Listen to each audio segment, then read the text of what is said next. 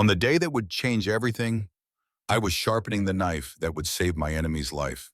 The blade sang against the whetstone in the pre-dawn silence, a sound I had heard 10,000 times before. My hands moved with the certainty of long practice, turning the steel at precisely the right angle, drawing it across the stone with measured strokes. These hands had held dying men on battlefields. They had closed the eyes of boys too young to grow beards. They had learned in the hell of Gettysburg that prayer alone could not stop bleeding. Only steel could do that. Steel and the will to use it. The candle on my workbench flickered, casting dancing shadows across the walls of St. Catherine's Infirmary. Dawn was still an hour away, but I had been awake since 3, unable to sleep. The dream had come again. The Confederate boy with the gentle eyes asking me to save him. My own voice hard with hatred refusing. 19 years and I still heard that voice every night. I held the scalpel up to the candlelight, examining the edge. Perfect, a blade sharp enough to part flesh with minimal trauma to make the cuts that healed clean. I set it in its leather case alongside the others, the curved needle, the silk thread, the bone saw I prayed I would never need to use again. On the wall above my workbench, a Colt Navy revolver hung beside a wooden crucifix. Most visitors found this arrangement strange. Sister Clara had asked about it, once her young face troubled by the juxtaposition of violence and faith. It was given to me by a Union surgeon, I had told her. The day I left the Army, he pressed it into my hands and said, "Margaret, the frontier will test you in ways the war never did. Keep this close and pray you never need it."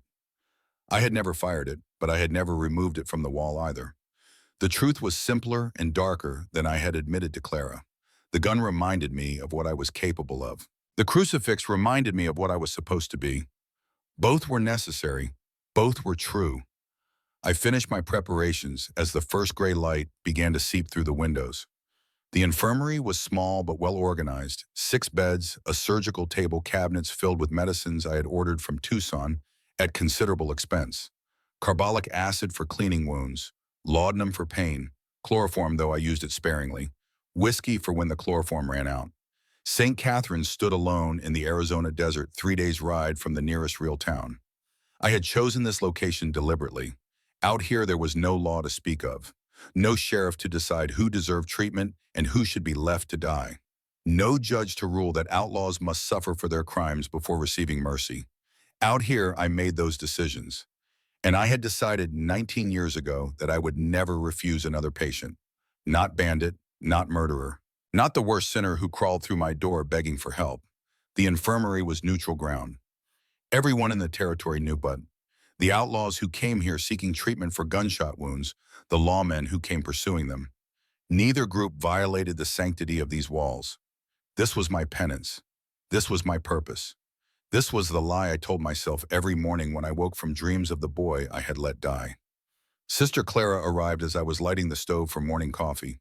She was 28 years old, 3 years into her vows, with the kind of earnest faith that had not yet been tested by fire. Her face still held the softness of someone who believed the world could be divided neatly into good and evil, saints and sinners, the deserving and the damned.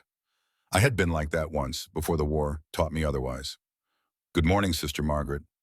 She paused in the doorway, taking in my already prepared workspace, the surgical instruments laid out in precise rows. "You're up early." "Couldn't sleep." She nodded, understanding without pressing. Clara had learned in her 3 years here that I did not discuss the dreams. She moved past me to check on our only current patient, a miner named Henderson, who had broken his leg in a cave-in 3 days prior. "Mr. Henderson is resting well," she reported, returning to the main room. "The swelling is down considerably." "Good, he should be able to leave within the week." I poured 2 cups of coffee, handing one to her.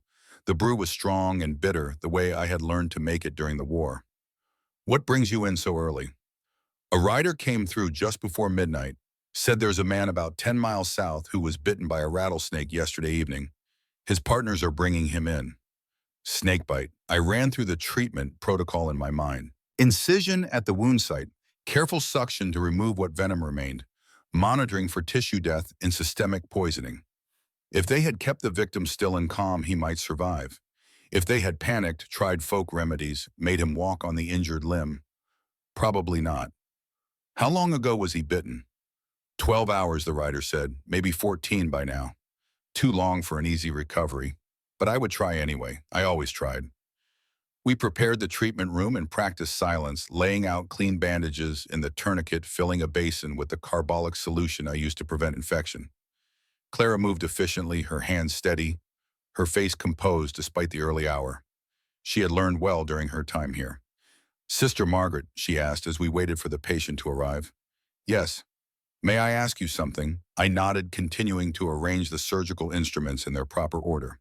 "Have you ever refused to save someone in all your years of healing?" My hand stilled on the scalpel case. The question hung in the air between us, innocent, on the surface devastating in its implications. "No," I said, and the lie tasted like copper on my tongue, like blood. Clara pressed on, unaware of the wound she had opened. "But what if saving one person meant another person would have to die? What would you do then?" I looked at her, then really looked. Her dark eyes held no guile, no hidden agenda. She was not asking to trap me or judge me. She simply wanted to know how a healer navigated impossible choices. "That is not a question of medicine, Clara." I picked up the scalpel, examining its edge one final time. "That is a question for Ma, and I am not God." Before she could respond, the sound of hoofbeats reached us through the thin walls. Distant at first, then growing rapidly louder. Coming fast. "They're here," I said, grateful for the interruption. "Let's go." The snakebite victim's name was Porter. He was a miner in his 50s, weathered and tough as old leather, but the venom had done its work over those 14 hours. His right arm was swollen to nearly twice its normal size, the flesh around the bite turning an ugly grayish purple that spoke of tissue death already beginning. "We did everything wrong," one of his partners confessed as we carried the unconscious Porter to the treatment table. "Made him walk back to camp. Tried to cut the poison out ourselves with a hunting knife. Gave him whiskey to dull the pain. You didn't know any better." I was already examining the wound, assessing the extent of the damage. The amateur incision they had made was too shallow to have helped and deep enough to introduce dirt and bacteria.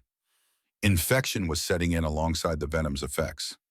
"Now I need you both to wait outside. Sister Clara will bring you coffee." The partners retreated reluctantly, and Clara and I went to work. I had performed this procedure dozens of times over the years. Clean the wound thoroughly. Extend the incision properly if needed to allow drainage. Apply pressure dressings.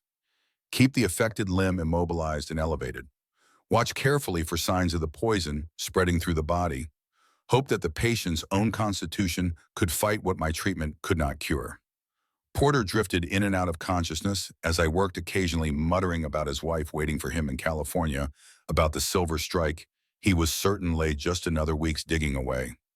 I listened without commenting, keeping my focus entirely on the task at hand. "He may lose the arm," Clara said quietly, handing me a fresh bandage as I completed the cleaning. "Possibly. The tissue death is extensive." I secured the dressing and stepped back to survey my work. "But he'll live to see California again. We've done what we can. Now we wait and watch." It was nearly noon by the time Porter was stable enough to leave unattended, sleeping fitfully on one of the infirmary beds. Clara went to inform his anxious partners of the prognosis, leaving me alone in the treatment room to clean up. I was washing the instruments in carbolic solution when I noticed the blood on my hands. It was nothing unusual. I had handled far worse over the years, seen far more blood than any woman should ever have to witness. But something about the sight of it today, the red stain spreading through the water in the basin, made me pause.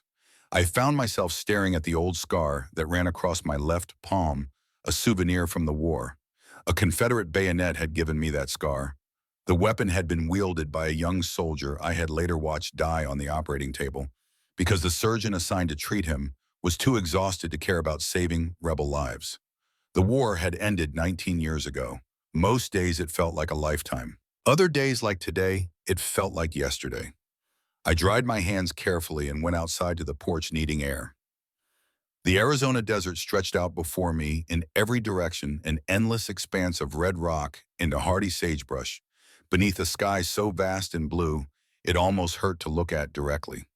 St. Catherine's Infirmary sat on a small rise of land, the only man-made structure visible for miles in any direction. To the east, the distant shapes of the Chiricahua Mountains rose purple against the horizon. To the west, nothing but open desert all the way to Tucson. I had chosen this isolation deliberately when I founded the infirmary 8 years ago.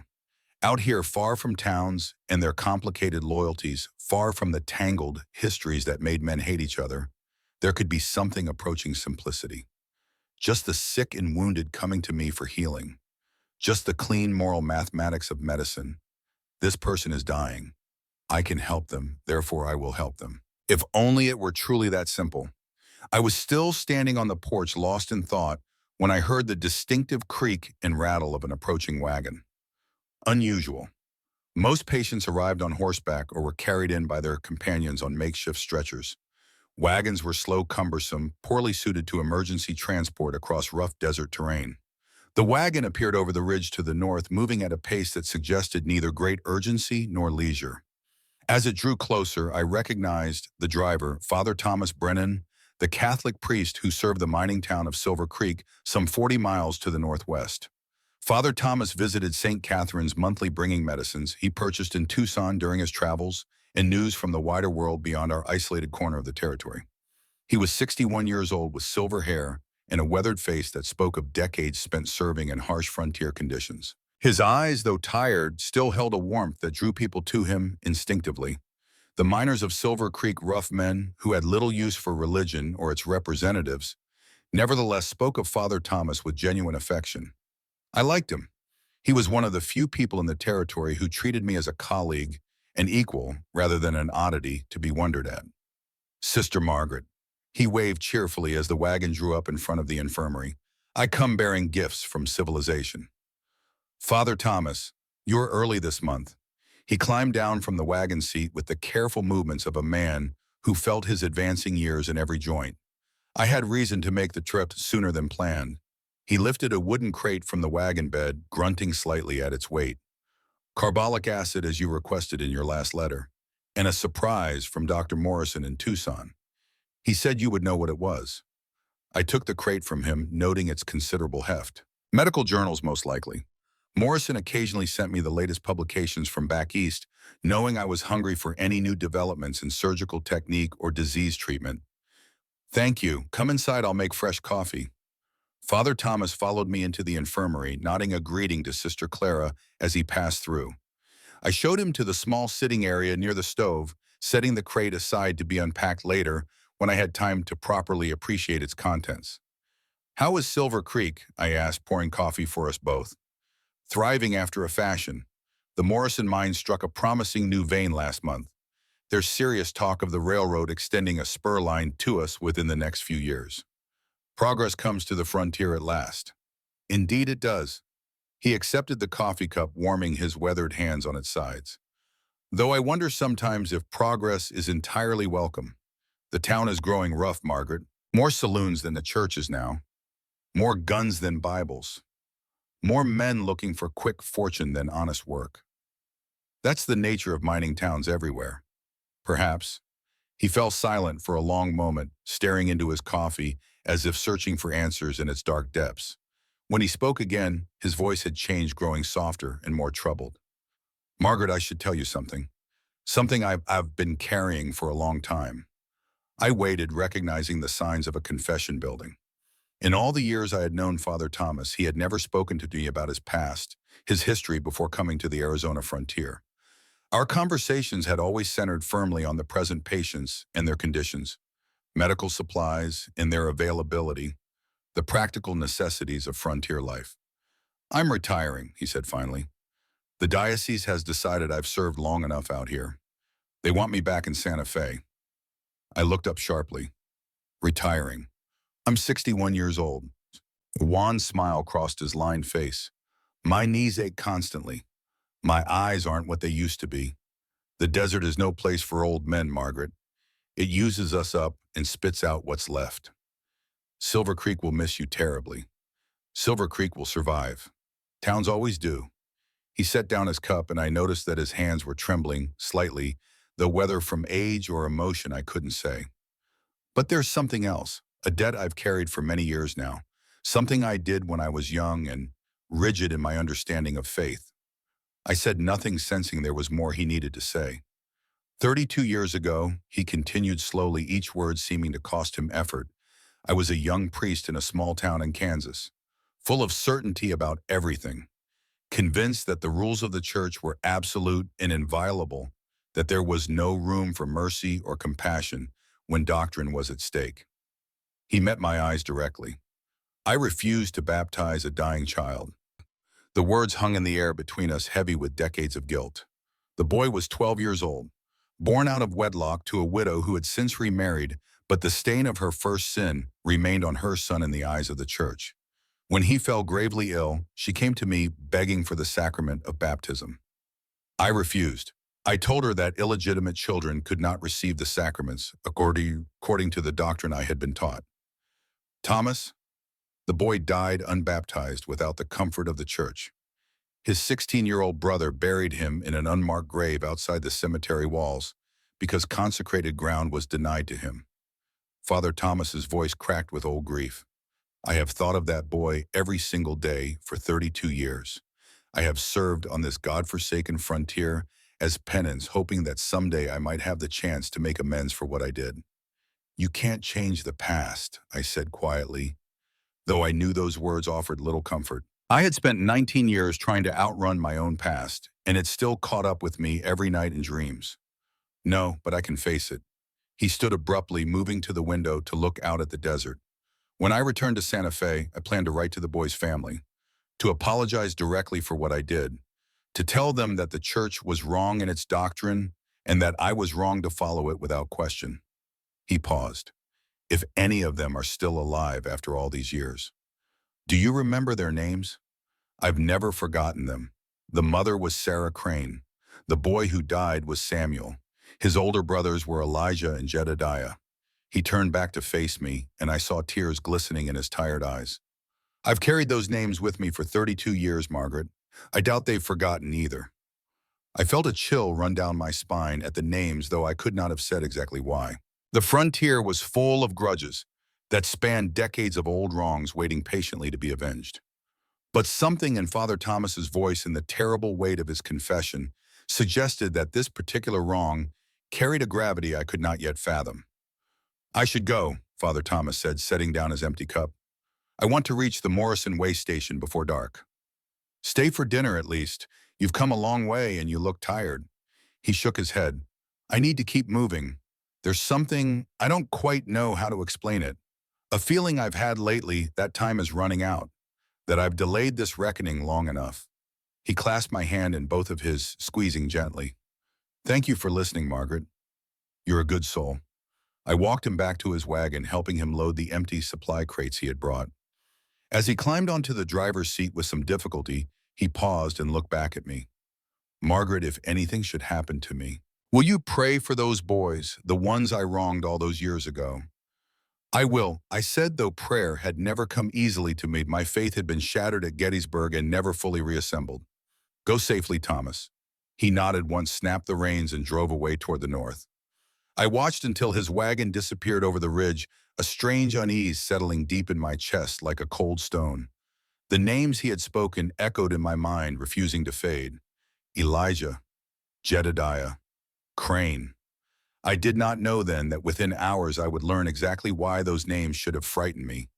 The afternoon passed in deceptive quiet. Porter, the snakebite victim, slept fitfully, his fever rising and falling as his body fought the venom. Mr. Henderson complained loudly about the food, but ate every bite Clara brought him. I unpacked the crate from Father Thomas, sorting the medicines into their proper places and setting aside the medical journals to read later when I had time to concentrate. Clara had gone to tend the small vegetable garden behind the infirmary, leaving me alone with my thoughts. I tried to focus on routine tasks, on inventory counts and record keeping, but Father Thomas's confession kept intruding into my concentration. I understood guilt. I understood intimately the weight of a single decision that haunts you across decades.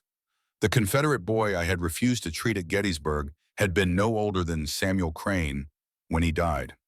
I too had let a child die because of my own rigid hatreds, my inability to see past a uniform to the human being wearing it. Was that why I had built this place? Why I had sworn to treat every patient who came through these doors, regardless of who they were or what they had done, was saint? Catherine's truly an act of service and faith, or merely an elaborate mechanism for managing my own guilt? Perhaps both, I admitted to myself. Perhaps penance and purpose could coexist. I was still wrestling with these questions when the evening light began to fade and Clara returned from the garden with fresh vegetables for supper. We prepared the meal together in comfortable silence, a routine we had established over her 3 years at the infirmary. Beans and cornbread, dried beef softened in gravy. Simple frontier fare, but nourishing. "Sister Margaret," Clara said as we sat down to eat. "Yes." "Father Thomas seemed troubled today, more than I've ever seen him. Is he well?" I hesitated. The confession he had shared was deeply personal, not mine to repeat casually. "He's retiring, going back to Santa Fe. The diocese has decided he's served long enough on the frontier." "Oh." Clara looked down at her plate, her young face troubled. "That's sad. He's been so kind to us." "To everyone." "Yes, he has." We finished our meal in silence. Afterward, I sat by the window while Clara prepared for bed, watching the stars emerge one by one in the vast desert sky. The night was quiet, almost peaceful, the kind of night that made it possible to believe the frontier was a place of simple beauty, untouched by the violence and ancient grudges that actually define so much of human life out here. The sound of distant gunfire shattered that comfortable illusion. I was on my feet, instantly moving toward the door. Clara appeared behind me, her face pale in the lamplight. "What was that?" "Gunshots, to the north." I strained my eyes against the darkness but could see nothing. 2, maybe 3 miles away. "Should we do something?" "We wait." I had learned long ago that running toward gunfire in darkness was an excellent way to get yourself killed. Whoever's out there, if they need help, they'll come to us. That's what this place is for. We waited in tense silence, 5 minutes, 10. The desert night gave nothing away. Then I heard hoofbeats coming fast from the north. Multiple horses moving at full gallop. "Light every lamp we have," I ordered. "Prepare the surgical table for trauma. Now." Clara moved to obey without question, and I stepped out onto the porch, my hand resting against the doorframe. The riders appeared over the ridge, dark shapes silhouetted against the star-filled skyline. 3 horses, 2 men riding upright, one figure slumped unconscious over his saddle. They reached the infirmary in a thunder of hooves and billowing dust, raining up hard in front of the porch. The first man leaped down before his horse had fully stopped, his face wild with desperation. "Help him," he demanded. "You have to help him. They say you help everyone." I looked past him to the unconscious figure draped over the second horse. Even in the dim lamplight, spilling from the windows, I could see the blood. Far too much blood. It had soaked through his shirt, was dripping steadily onto the saddle and the ground below. "Bring him inside," I said, my voice shifting automatically into the calm, commanding tone I had learned as a battlefield nurse. "Quickly. Every second matters." The 2 men lifted the wounded one between them, carrying him through the door and depositing him on the surgical table. I followed immediately, my mind already cataloging what I could observe. The blood was coming from his chest, bubbling slightly with each shallow, labored breath. Pneumothorax, a punctured lung, possibly multiple broken ribs. "What happened?" I asked, cutting away his blood-soaked shirt to expose the wound beneath. "Horse threw him," the first man said, hovering anxiously at my shoulder. "He came down hard on a rock. We heard the ribs crack from 20 feet away." I probed the injury carefully, ignoring the patient's weak groan of pain. The damage was severe, but not necessarily fatal. If I could drain the accumulated blood from his chest cavity, reinflate the collapsed lung, control any internal bleeding, it would be a difficult surgery, but I had performed worse under far more primitive conditions. "I can help him," I said, "but first I need to know who he is." The first man hesitated, exchanging a quick glance with his companion. Behind me, I heard Clara gasp sharply. I turned to look at her. Her face had gone completely white, her eyes fixed on the wounded man's face with an expression of horrified recognition. "Sister Margaret," she whispered. That's Elijah Crane, the confessor." The name hit me like a physical blow to the chest. Elijah Crane, the most wanted outlaw in the entire Arizona territory. The man who had earned his chilling nickname by forcing his victims to confess their sins before he killed them. Wanted for murder, robbery, kidnapping. The subject of countless wanted posters I had seen in every town from here to Tucson. I looked down at his face, truly looked for the first time.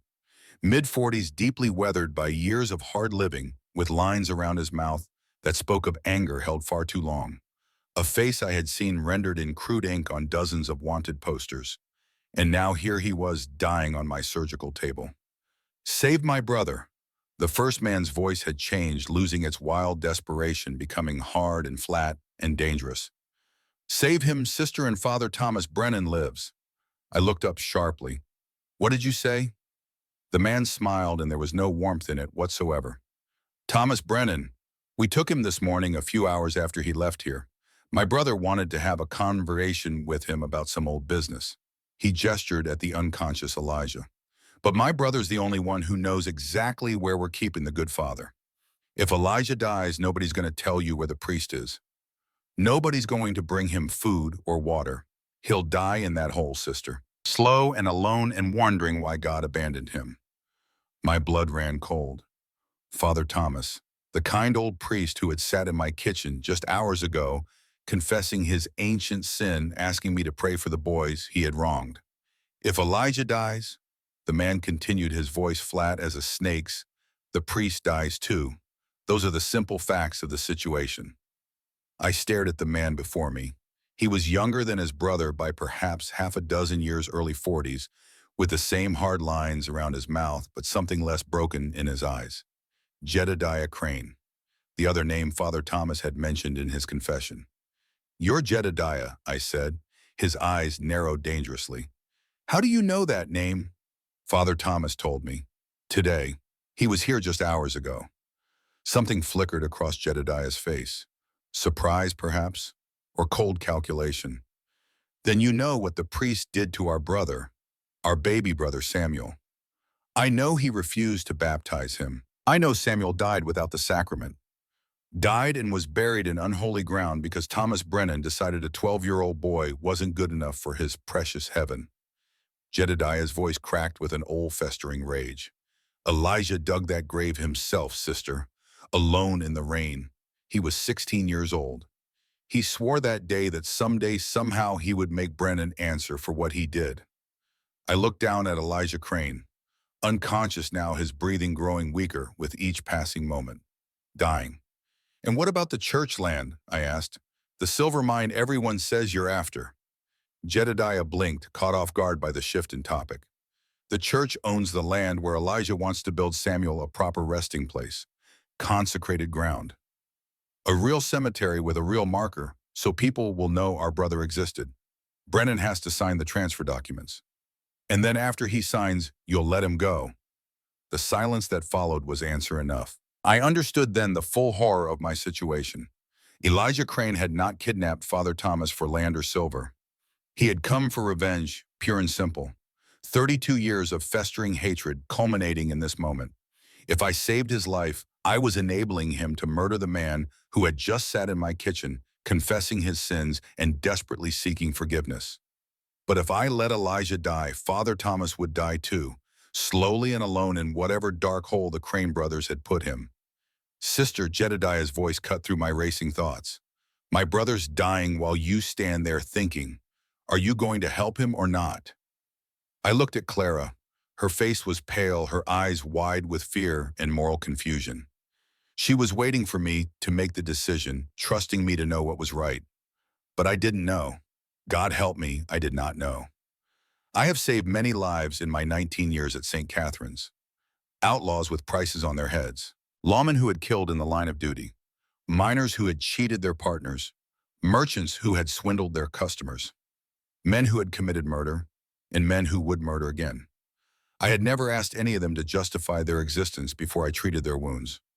That was the fundamental rule of this place, the sacred promise that allowed it to function as neutral ground. But this was different.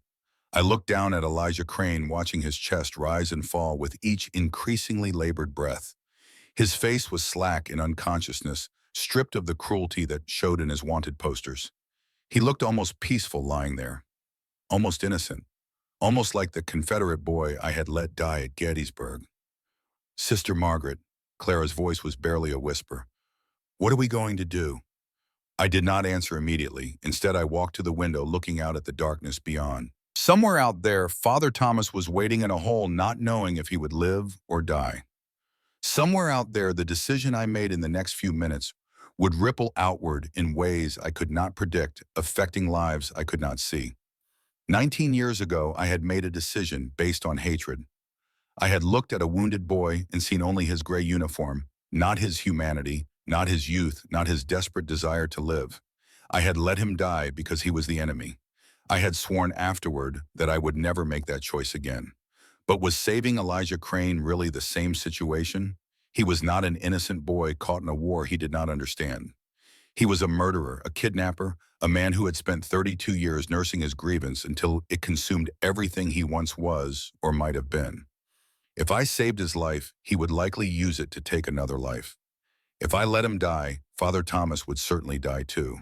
There was no right answer here. No clean choice. Only competing wrongs and the impossible task of deciding which wrong I could live with for the rest of my days. Clara, I said, finally turning back to face the room, prepare the surgical instruments, the carbolic solution for cleaning, everything we need for a thoracotomy. Sister, you can't possibly. I can. I met her eyes, willing her to understand what I was not sure I understood myself. I am a healer. That is what I do, what I have always done. I do not decide who deserves to live and who deserves to bum. I leave that judgment to God. But Father Thomas, we will find another way to save Father Thomas. I looked at Jedediah, who was watching this exchange with narrow, calculating eyes. You said only your brother knows where the priest is being held. If I save his life, will he tell me the location? Jedediah hesitated. Elijah has his own plans, his own reasons for everything he does. I can't speak for what he will or won't do. Then I will speak to him myself, when he wakes up. If he wakes up, he will. I moved to the surgical table, looking down at Elijah's wound with the clinical detachment I had cultivated over decades. I haven't lost a patient in 3 years. I don't intend to start with your brother. Jedediah said nothing, but I saw something shift in his hard expression. Not trust exactly, something closer to grudging respect. I turned my full attention to the task before me. The wound was serious but not hopeless. The rib had fractured inward, puncturing the lung and causing blood to fill the chest cavity. If I could drain the blood, relieve the pressure, allow the lung to reinflate naturally, he would live. Whether anyone else would live as a result remained to be seen. Clara, I said, bring me the drainage tube and the silk thread for suturing. We're going to be working through the night. The surgery took 4 hours. I worked by lamplight, my hands steady despite the exhaustion creeping through every muscle in my body. Clara assisted, capably holding instruments, applying pressure where needed, following my instructions with a precision that made me proud of how far she had come. Jedediah and his silent companion waited outside on the porch, forbidden from entering the surgical area. The procedure itself was delicate work. I made a careful incision between 2 ribs, avoiding the major blood vessels that could turn a controlled surgery into a fatal hemorrhage. I inserted a drainage tube made of hollowed bamboo, allowing the accumulated blood to escape from his chest cavity. I watched intently as the collapsed lungs slowly reinflated Elijah's breathing, growing stronger with each passing minute. At some point during the surgery, I became aware that I was praying. Not the formal prayers of the church, the rote recitations I had memorized as a child. Something rawer and more honest than that. God, I don't know if what I'm doing is right. I don't know if saving this man's life is an act of mercy or a sin that will haunt me forever. But I know that letting him die would be a sin too, a sin I have already committed once and cannot commit again. I cannot be the one who decides who lives and who dies. That is not my place, it never was. Help me find another way. Help me save them both somehow. The murderer and the priest, the sinner and the saint. Help me be something more than what I was at Gettysburg. When the surgery was finally complete, I stepped back from the table, my hands trembling with fatigue. Elijah Crane was still unconscious, but his color was markedly better, his breathing steady and strong. He would live. What he would do with that life remained entirely to be seen. It's done, I said to Clara, who looked nearly as exhausted as I felt. He needs rest now, careful monitoring through the night, but he'll survive. She nodded, too tired for words. I walked outside to where Jedediah waited, his face tight with anxiety in the pre-dawn darkness. The first gray light was just beginning to show on the eastern horizon. We had worked through the entire night. Your brother will live, I told him. The tension drained visibly from his shoulders. For just a moment, the hardness left his face and he looked almost human, almost grateful. Thank you, he said. I thank you, but don't thank me yet. I held his gaze steadily, letting him see that I was not finished with him. I saved his life. Now I need you to help me save Father Thomas. Jedediah's expression immediately hardened again. I already told you only Elijah knows exactly where. Then we wait until he wakes up and we ask him directly. He just had surgery. You said yourself he needs rest. And Father Thomas needs food and water. How long has he been in that hole of yours? Jedediah looked away, unable to meet my eyes. Since yesterday morning. Over 30 hours by now. Perhaps longer. I stepped closer to him, lowering my voice to something between a plea and a threat. You told me you don't want to kill the priest. I choose to believe that's true. So help me find another way out of this situation. For a long moment, Jedediah said nothing. I could almost see the conflict playing out behind his eyes, the struggle between loyalty to his brother and something else. Something that might have been the remnants of a conscience. There might be a way, he said finally. When Elijah wakes up, I can try to talk to him. Try to convince him that killing Brennan won't bring Samuel back. Won't give us any of the things we actually need. And if you can't convince him, Jedediah's jaw tightened, then I'll tell you where the priest is myself. And you can go get him. It wasn't much, but it was something. I'll hold you to that promise, I said. He nodded once, then turned and walked toward the small corral where their horses were tied. I watched him go, wondering if I had just made a deal with the devil himself. Behind me, the sun crept higher, painting the desert in brilliant shades of gold and red. A new day was beginning, a day that would test everything I believed about mercy and justice, forgiveness and revenge. I looked down at my hands still stained with Elijah Crane's blood, despite my attempts to wash them clean. God help me, I thought. I have just saved the life of a man who wants to kill my friend. Now I have to figure out how to stop him. The hours immediately after surgery are always the most dangerous. I had learned this lesson at Gettysburg, where men who survived the surgeon's knife often died in the night from fever, from infection, from the invisible enemies that no scalpel could fight. The body weakened by trauma and blood loss becomes a battlefield of its own. Healing and death wage their silent war beneath the skin, and there is little the healer can do but watch and pray. Elijah Crane was no exception to this rule. By midnight of that first day, his fever had climbed to dangerous levels.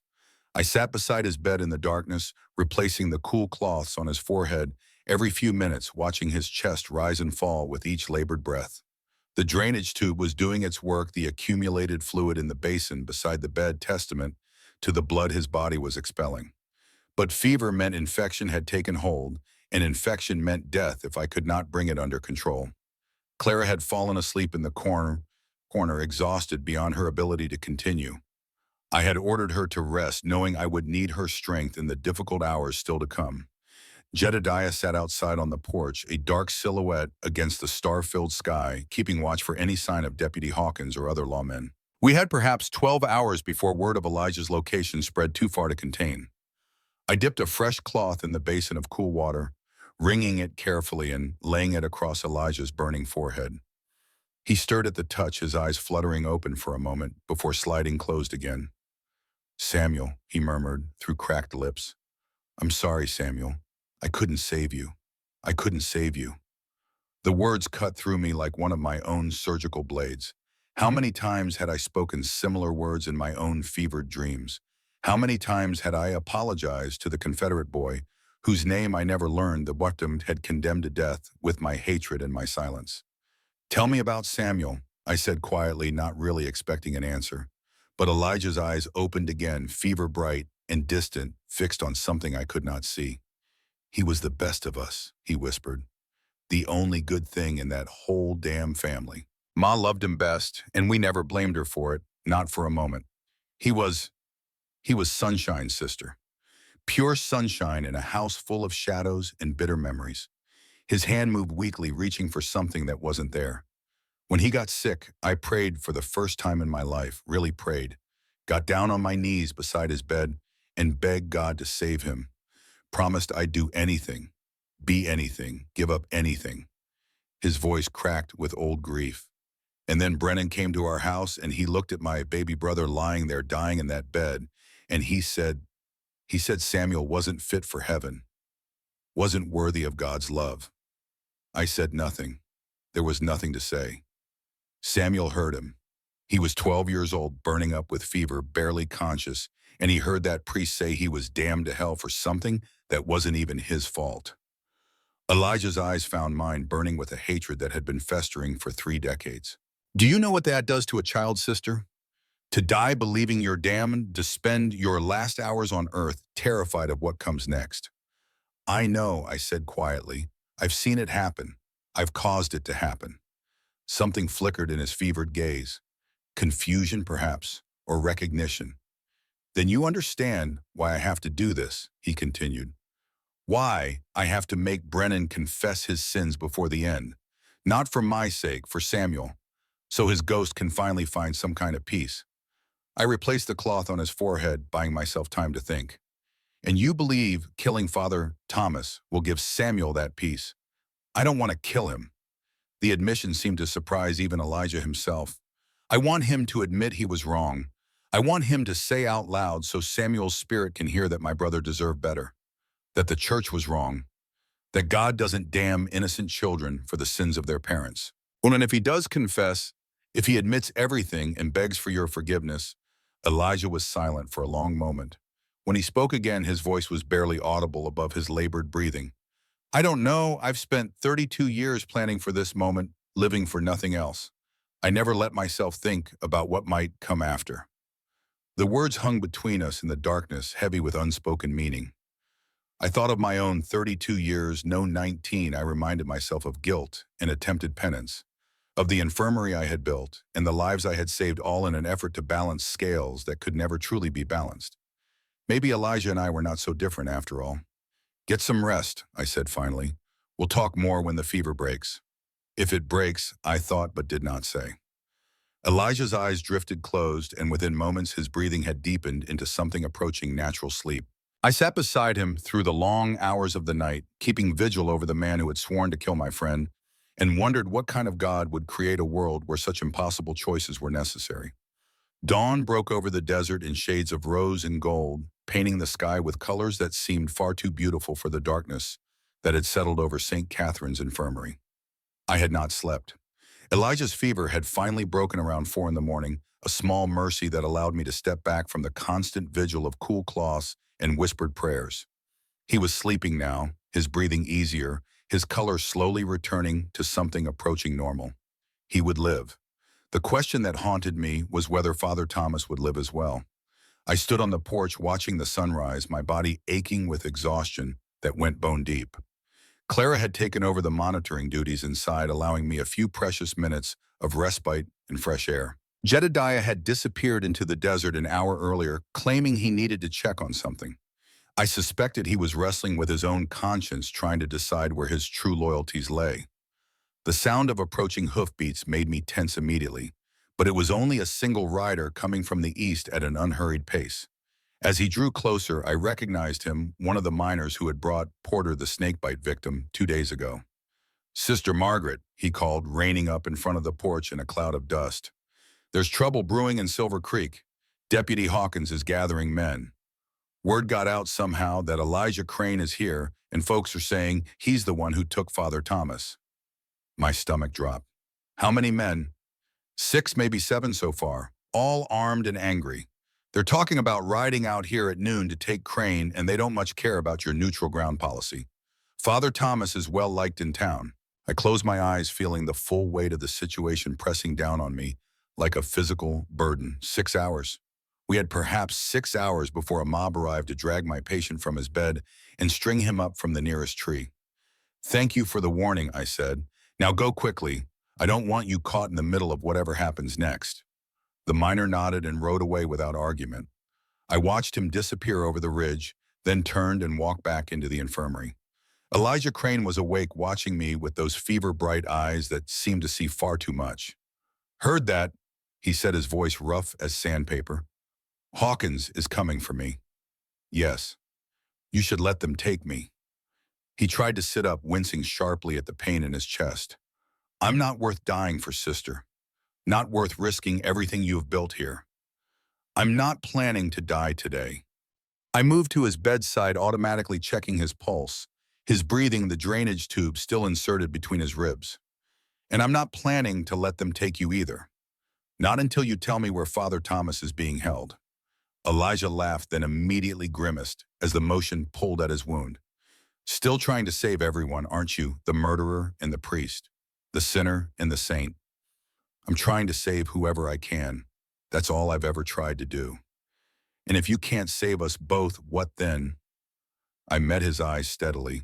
Then I'll have to live with that failure. Just like I've lived with every other failure in my life. Something shifted in his expression. For just a moment, I saw past the hatred and the bitterness that had defined him for 3 decades.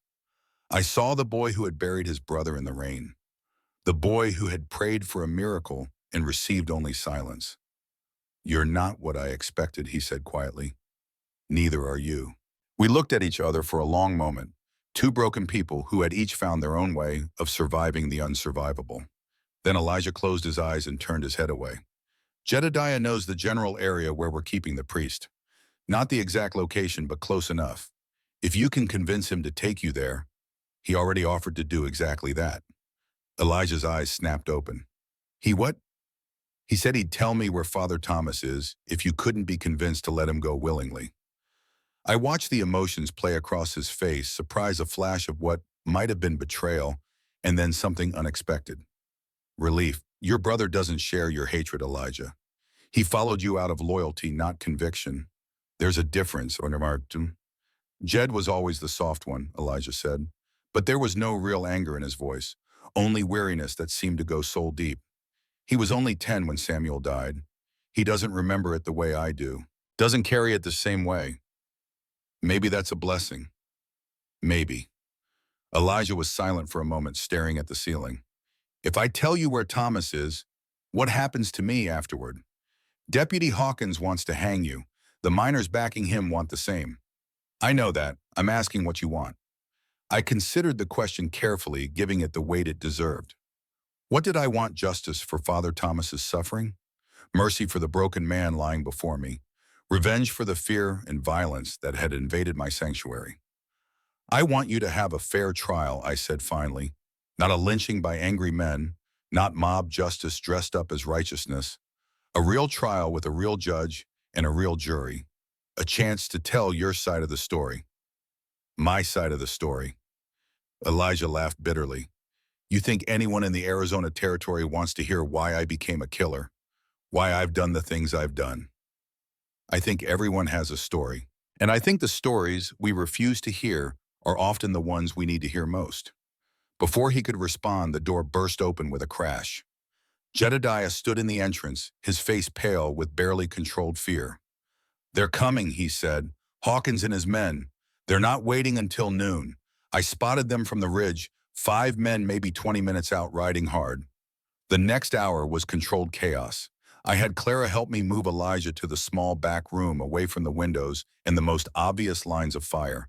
He protested weakly, but his body was still too damaged from the surgery to offer real resistance.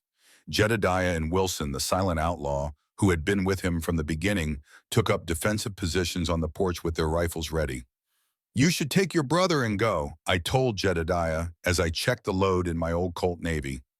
Ride hard, don't look back. I'll delay Hawkins as long as I can. Jedediah shook his head stubbornly. Elijah can't ride. You said yourself the stitches would tear open. He'd bleed out before we got 5 miles. Then you go. Save yourself at least. I'm not leaving my brother. His voice was flat, final.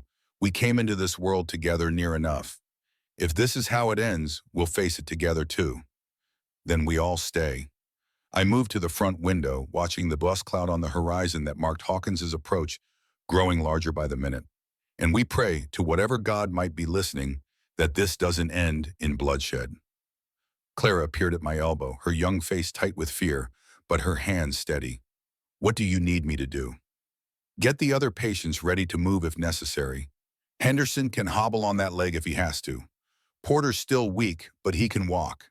If shooting starts, you get them out the back door and into the gully south of here. Don't stop. Don't look back. What about you? I'll be fine. I touched her shoulder gently. I've faced worse than a handful of angry miners. Now go. She went and I turned my attention back to the approaching riders. They arrived 10 minutes later in a thunder of hooves and swirling dust. Deputy Hawkins dismounted first, followed by 5 miners armed with rifles and the righteous anger of men who believed absolutely that they were doing God's work. "Sister Margaret," Hawkins called from the yard, "I know Elijah Crane is in there. Words all over the territory that you're harboring the man who kidnapped Father Thomas." I stepped out onto the porch, keeping my hands visible and away from the pistol at my hip. "Deputy Hawkins, what brings you to St. Catherine's in such a hurry? Don't play games with me, sister." His weathered face was hard as the desert stone. "I gave you my respect when you asked for it. I honored your neutral ground when it made sense to do so. But this is different. That man in there took our priest. Father Thomas has been missing for almost 2 days now, and Crane is the only one who knows where he is. I'm aware of the situation. Then you'll understand why I can't just ride away and pretend this isn't happening." He took a step forward, his hand resting on the butt of his pistol. "Hand over Crane. Let me take him back to Silver Creek. Once we get the priest's location out of him, he'll stand trial. Fair and proper, just like you wanted. With no judge available, no proper jury, no real authority except an angry mob." I shook my head slowly. "I've seen frontier justice, deputy. I watched 3 innocent men hang in Tombstone because the town wanted blood and didn't much care whose blood it was. That's not justice, that's murder with a different name. This isn't Tombstone. No, but it's not civilization either. Not yet." I held his gaze steadily, refusing to back down. "Elijah Crane is my patient. He's under my care and my protection until he's well enough to leave. What happens after that is between him and the law, the real law, not a mob with rope."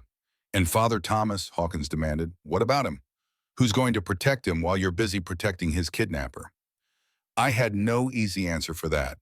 The truth was too complicated, too tangled up in moral compromises I could barely explain to myself, let alone to an angry deputy and his band of armed miners.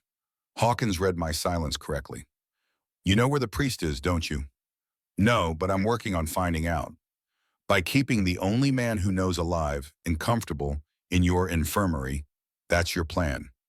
By keeping him alive long enough to tell us voluntarily, by finding a solution that doesn't require more bloodshed."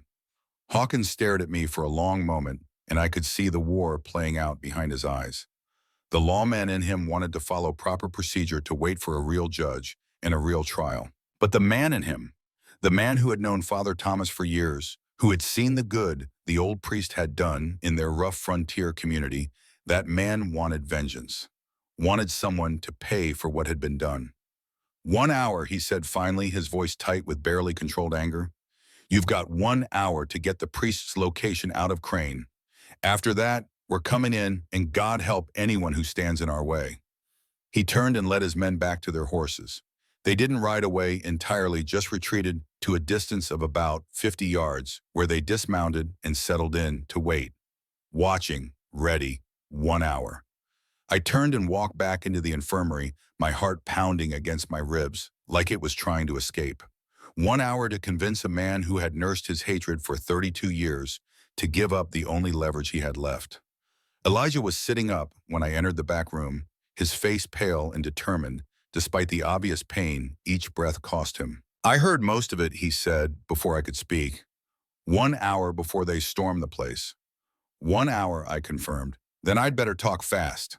He gestured weakly for me to sit in the chair beside his bed. "You want to understand why I became what I am. Why they call me the confessor. Sit down, sister. Let me confess my own sins for once." I sat watching his face carefully for any sign that this was some kind of trick or manipulation, but all I saw was exhaustion, and beneath it a bone-deep weariness that went far beyond his physical injuries. "After Samuel died, I couldn't stay in Kansas anymore," he began, his voice low and rough. "Every time I walked past that church, I saw Brennan's face. Every time I passed the cemetery where my brother should have been buried, I saw that unmarked hole at the edge of the woods instead. So I left, drifted for years, taking work where I could find it. Cattle drives mostly, some mining, some things less legal. I was just existing, moving through the world without really being part of it. What changed? I killed a man. He said it matter-of-factly without visible emotion. Self-defense, or at least that's what I told myself afterward. He drew on me first. But when it was over, when I was standing there looking down at his body, I realized something that scared me more than the killing itself. I felt nothing, no guilt, no remorse, no satisfaction, just emptiness, like there was a hole inside me where my soul used to be. He looked at me then, and for the first time I saw genuine vulnerability in his eyes. That scared me, sister. It scared me more than anything had scared me since the night Samuel died. So I started making them confess first. The men I killed. I made them tell me what they'd done wrong, why they deserved to die. I thought if I could hear their sins, understand their evil, maybe I would feel something. Anger, righteousness, anything at all. And did you feel something? Sometimes. Not often enough. He was quiet for a moment, lost in memories I could only imagine. Mostly I just felt tired, so damn tired of carrying all this hatred around, letting it eat me alive from the inside. Tired of being the monster I'd let myself become. I leaned forward, sensing an opening that might not come again. Then stop, Elijah, right here, right now, today. Tell me where Father Thomas is and let this whole bloody cycle end. It's not that simple. It could be. It's only as complicated as you choose to make it. He shook his head slowly, something like despair flickering across his features.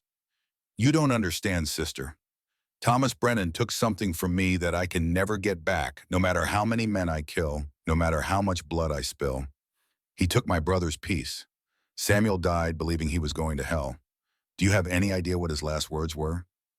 I shook my head, afraid to speak. He looked up at me with those big scared eyes and he asked me, Elijah, will God forgive me for being born?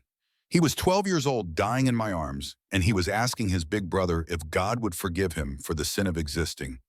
Because that's what Brennan had made him believe, that his very life was an offense against heaven. I felt tears prick my eyes despite my best efforts to maintain professional detachment. That's not what Father Thomas believes anymore. He told me himself he spent the last 32 years regretting what he did that day. He called it the worst mistake of his life. Words are cheap, sister. Anyone can say they're sorry when there's nothing at stake. Then let him prove it means something, and let him apologize to your face man to man with everything on the line. Let him tell you in Samuel's memory that he was wrong, that your brother deserved better. Elijah stared at me, and I could see the war raging behind his eyes. 32 years of hatred fighting against something else, something that might have been hope. And if he does apologize, if he gets down on his knees and begs for forgiveness, what then? His voice was raw with emotion he could no longer fully control. Do I just forgive him after everything? After 32 years of living for nothing but this moment? I don't know, I admitted. Forgiveness isn't something I'm qualified to teach anyone. I've been trying to forgive myself for 19 years for something I did, and I still haven't managed it. For the first time since I had met him, Elijah Crane smiled. Not the cold, cruel smile of a killer, but something softer and infinitely sadder. What did you do? He asked. What's a nun doing carrying around 19 years of guilt? I hesitated. I had never told anyone the full truth of what happened at Gettysburg. Not even Clara knew the details of the sin that had driven me to build Saint Catherine's, to devote my life to healing anyone who came through my doors, regardless of who they were. But something in Elijah's eyes told me he would understand, that he of all people might be able to hear my confession without judgment. During the war, I was a nurse at Gettysburg, I said slowly. The battle had been over for 2 days, but the wounded were still pouring in faster than we could treat them. I hadn't slept in almost a week. I was covered in blood that wasn't mine, surrounded by the screams of dying men. And then they brought in a Confederate soldier. Just a boy, really. 16 years old, maybe younger. He'd been shot in the stomach and he was begging me to help him, begging me to save his life. I paused, the memory as fresh and painful as if it had happened yesterday instead of 19 years ago. I refused. I told him that his people had killed my friends, my fellow nurses, good Union men who deserved to live. I told him to let his own God save him if he could, and then I walked away. I let him die on that table surrounded by enemies without a single word of comfort. Elijah was watching me intently now. And you've been trying to make up for it ever since. That's why you built this place. Why you treat everyone no matter what they've done. Yes. Has it worked all these years of penance, all the lives you've saved? Has it erased what you did? I thought about the question honestly before answering. No, nothing can erase it. I still see his eyes sometimes when I close mine. Still hear him begging me to help. But I've learned to carry it. To accept that I did something terrible without letting that terrible thing define the rest of my life. Elijah was quiet for a long moment, absorbing my words. The boy at Gettysburg, he said finally. Did you ever learn his name? No, there wasn't time for names. There was barely time for dying. His name was William. William Crane. The words hit me like a physical blow. I felt the blood drain from my face as the impossible connection became suddenly horrifyingly clear. He was my cousin, Elijah continued, his voice flat. My mother's sister's boy. He lied about his age to enlist, wanted to prove he was a man. The family got a letter about 6 months after the battle. It said he died at Gettysburg, but it didn't say how, just that he was gone. I couldn't breathe. The room seemed to be spinning around me. I never knew exactly what happened to William, Elijah said, but I've thought about it sometimes.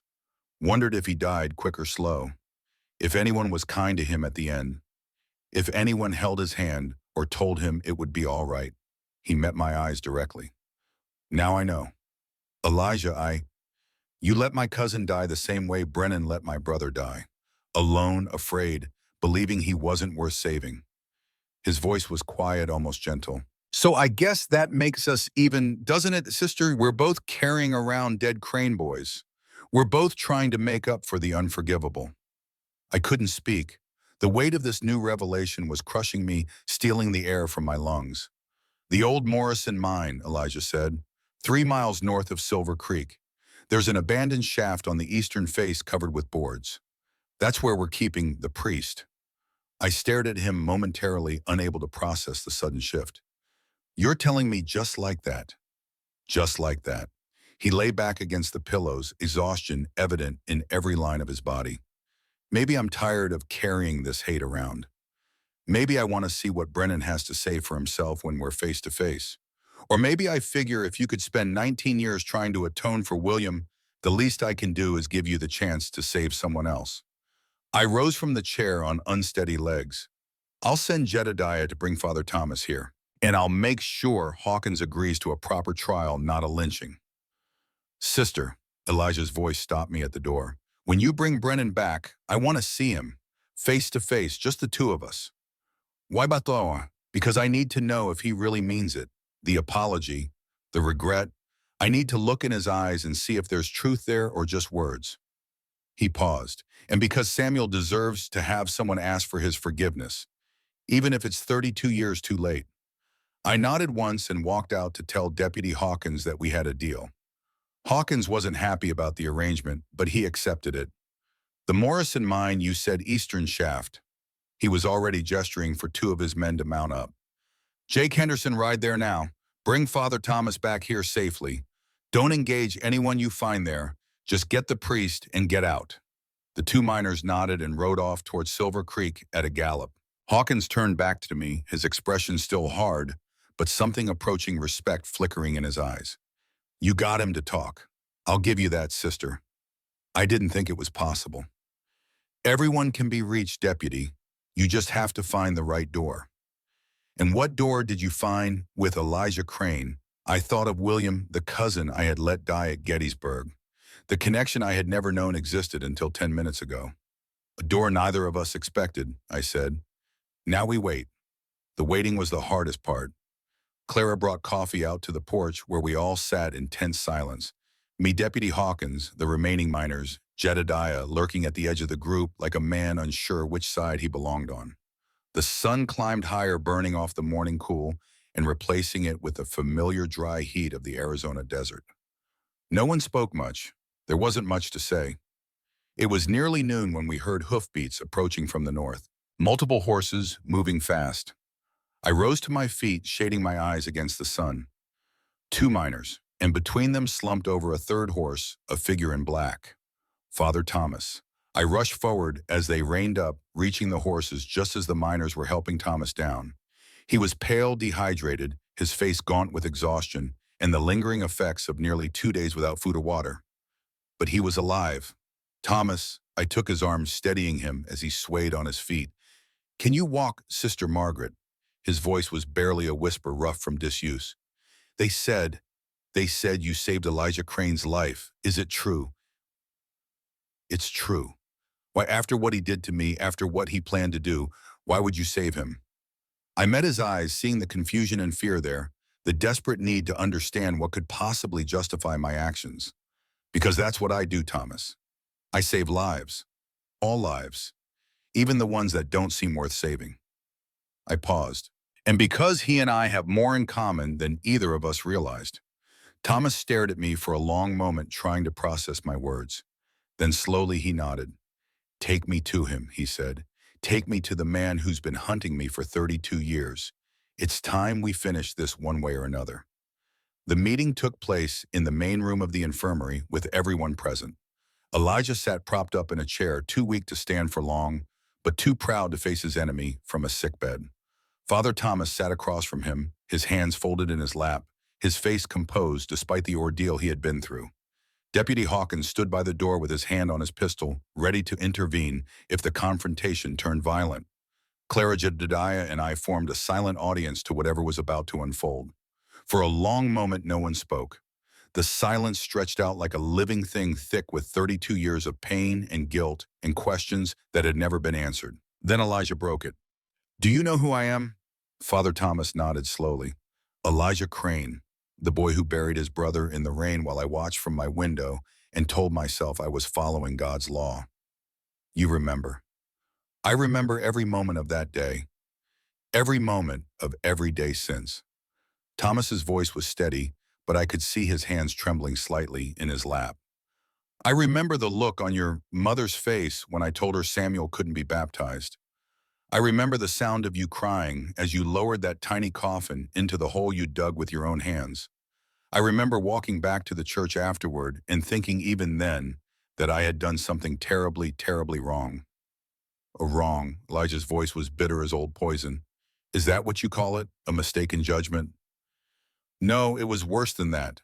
It was cruelty wearing the mask of righteousness. It was fear and prejudice dressed up as faith. Thomas leaned forward, his tired eyes locked on Elijah's. I was 29 years old, and I was absolutely certain I knew God's will. I followed the letter of the law and ignored its spirit completely. I told a dying child that he was unworthy of God's love because of circumstances he had no control over, no responsibility for. He died believing he was going to hell. I know. Thomas's voice finally cracked the composure he had maintained, shattering like thin ice. I have known that for 32 years. I have lived with that knowledge every single day. It's why I came to this God-forsaken frontier, why I spent decades serving people the church had forgotten and abandoned. I was trying to atone, trying to become the priest I should have been when it actually mattered.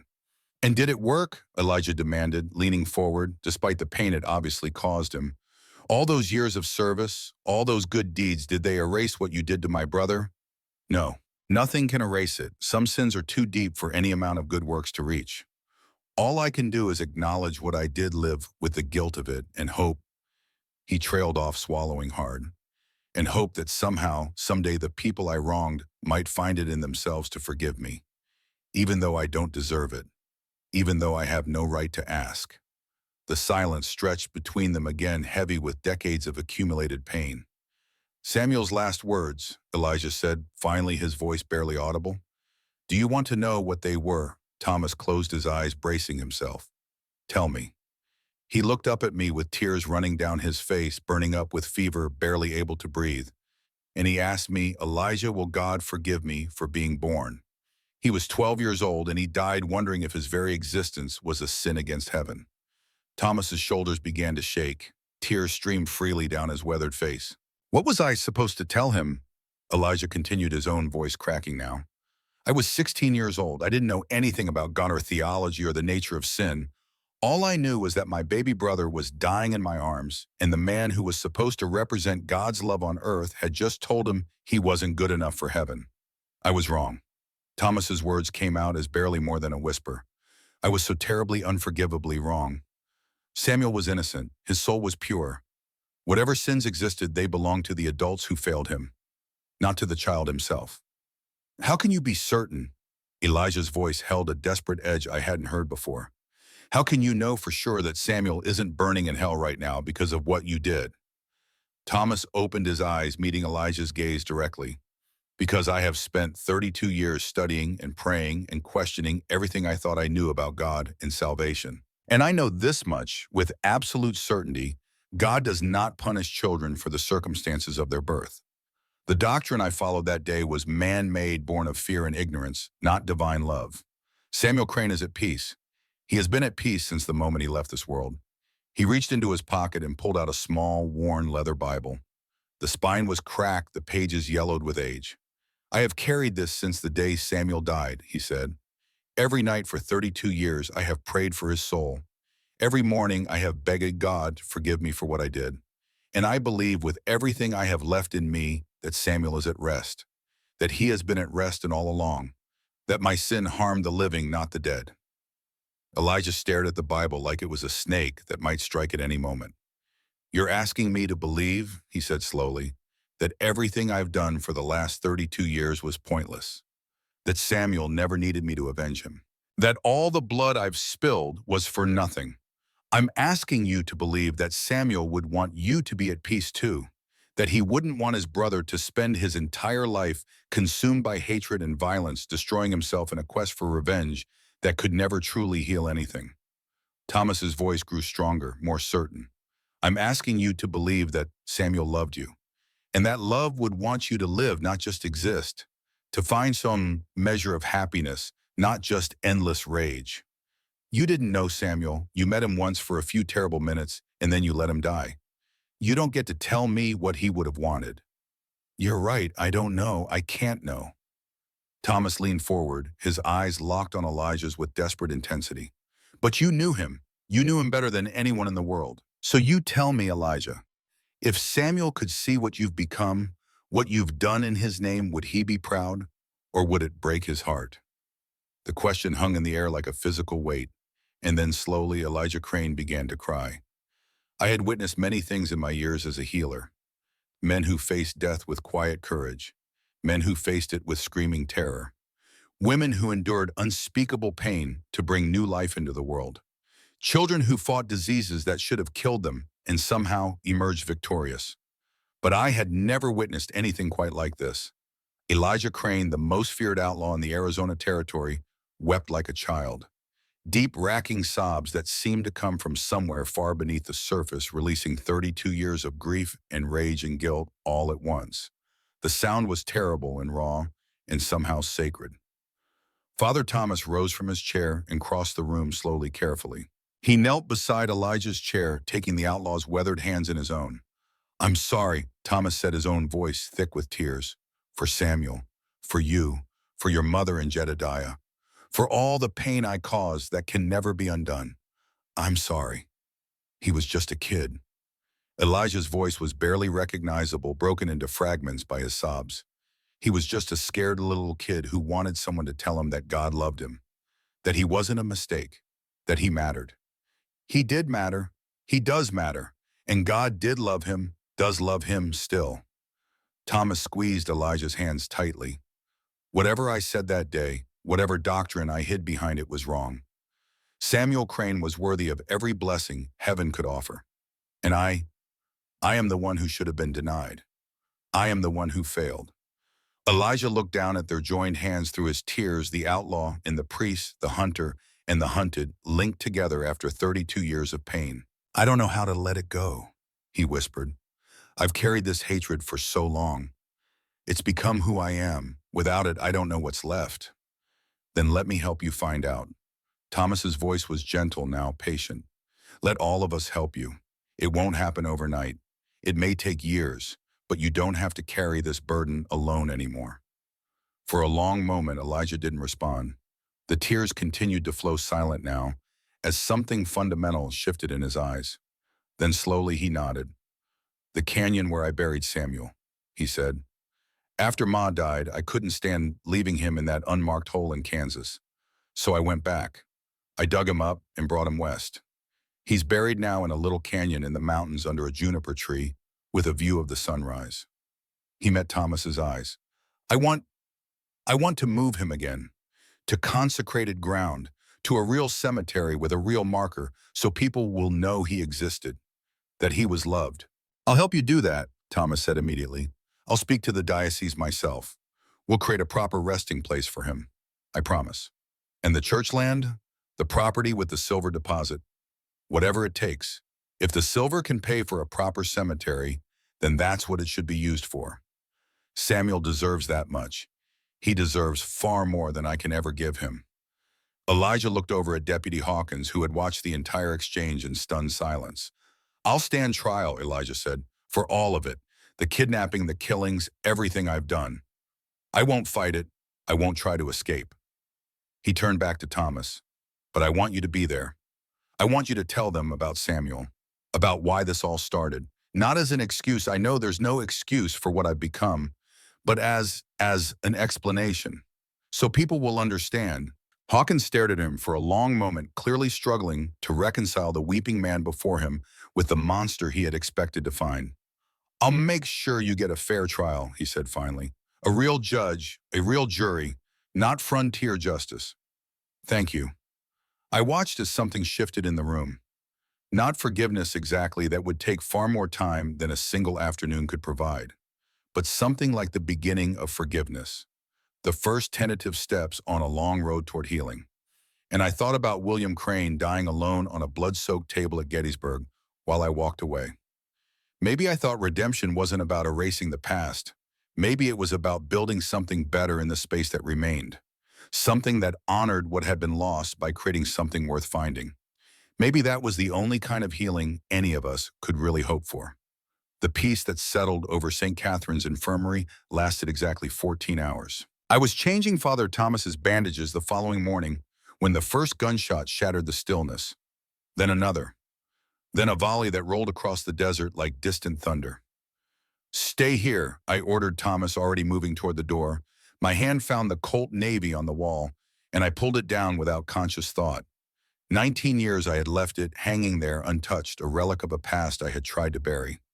Now my hands remembered its weight as if I had never set it aside.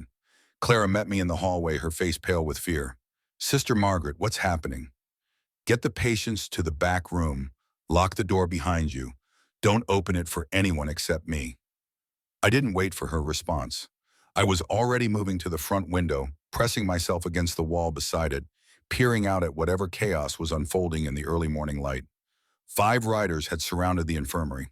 Their horses stamped nervously as the men fired shots into the air, warning shots meant to intimidate rather than kill.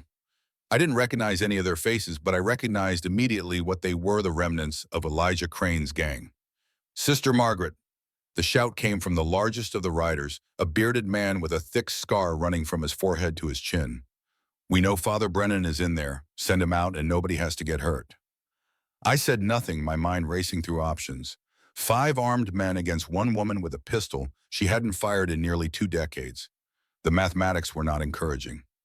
"We don't want trouble with you," the scarred man continued. "You saved our boss's life and we respect that. But Thomas Brennan is coming with us." Elijah's orders. Elijah's orders. But Elijah was in Silver Creek by now, under guard awaiting trial.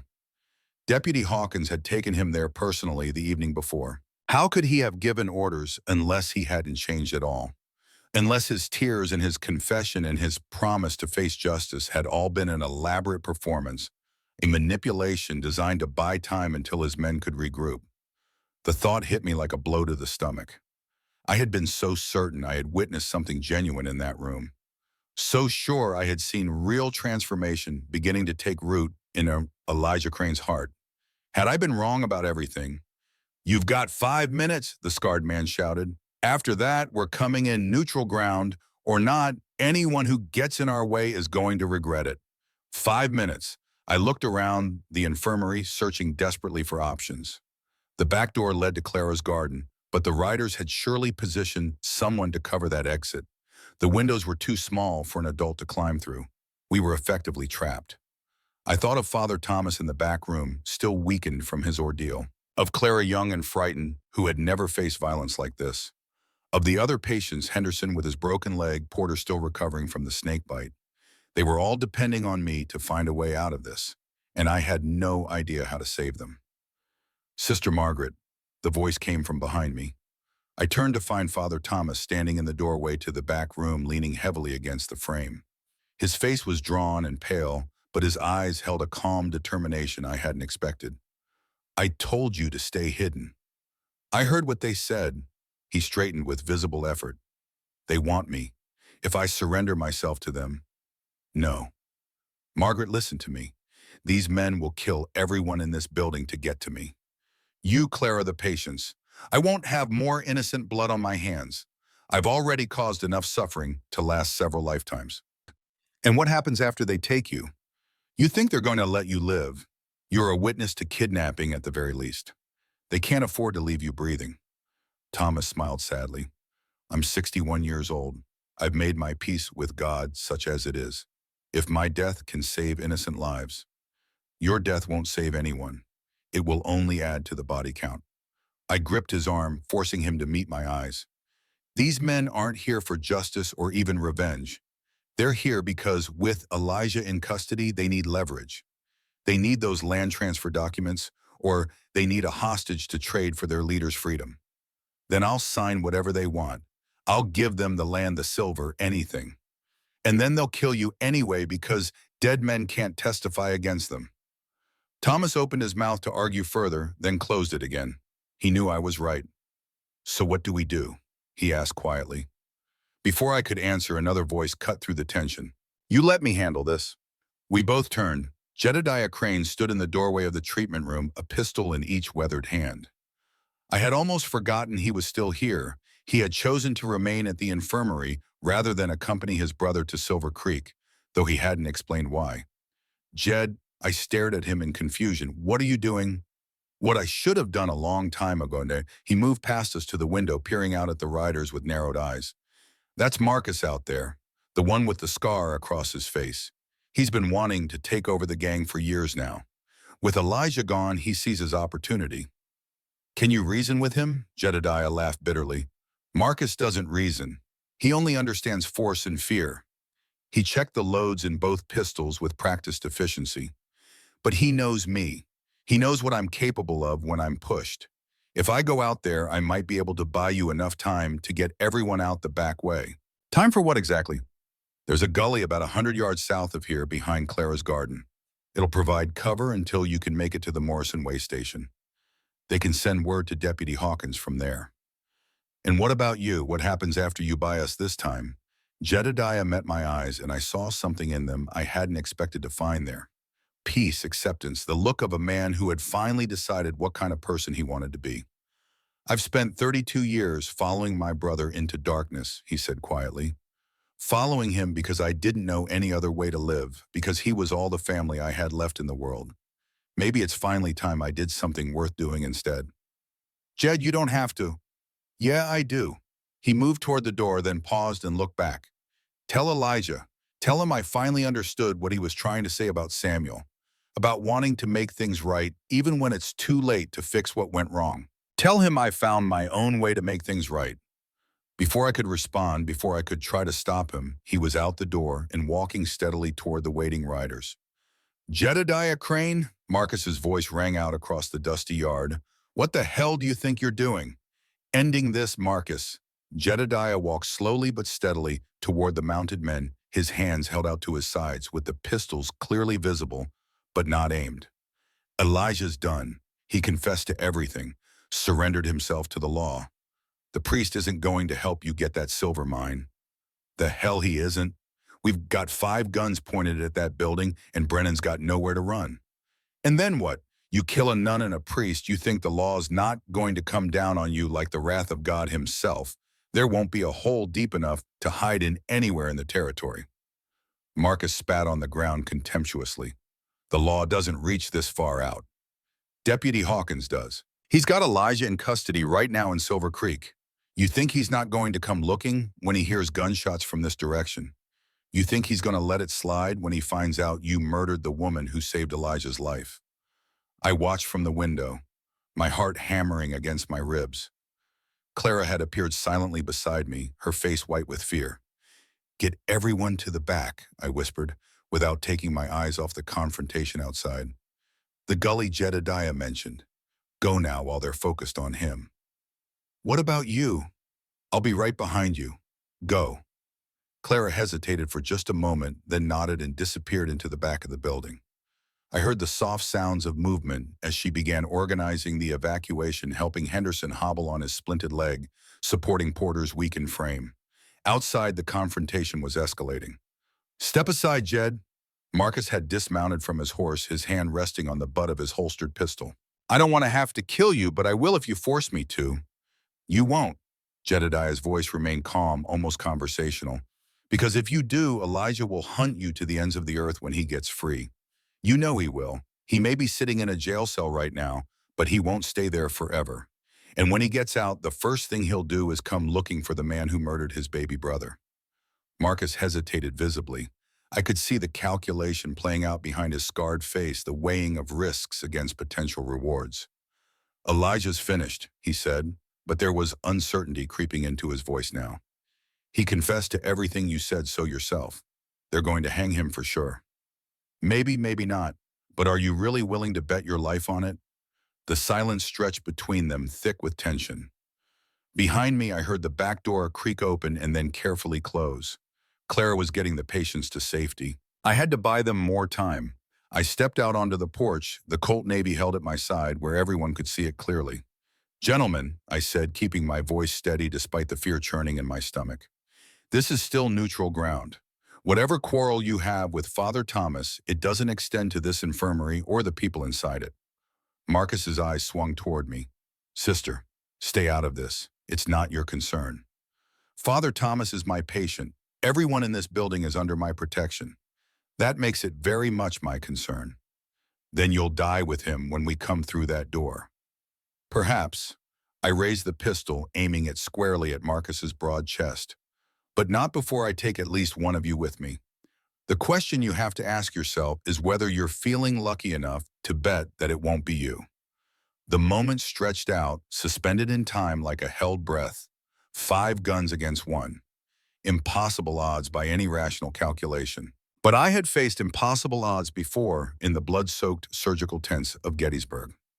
I had learned there that sometimes the willingness to die was more powerful than the desire to kill. That sometimes standing your ground, refusing to bend or break, could shake the resolve of men who had every advantage. "You're bluffing," Marcus said, but his voice wavered slightly. "Try me and find out." Another long silence. I could feel the eyes of the other riders on me, could sense their uncertainty. They had come here expecting easy prey, a few patients, a couple of nuns, maybe some token resistance. They hadn't expected to face someone who genuinely didn't seem to fear death. Then slowly Marcus raised his hands. "All right, sister, you win this round." He backed toward his horse, keeping his eyes fixed on my pistol. "But this isn't finished. Elijah's men have long memories. Very long memories.